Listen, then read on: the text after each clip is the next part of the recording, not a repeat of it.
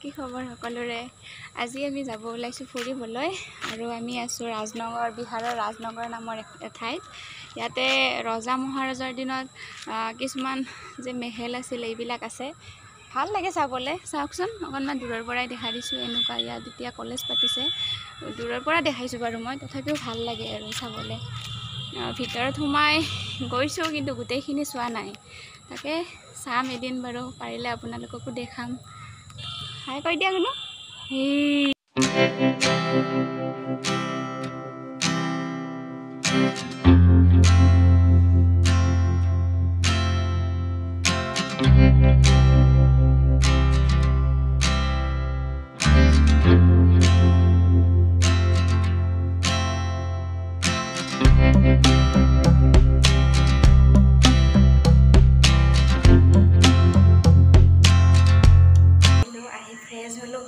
বাবুকো খোৱালো কিবা এটা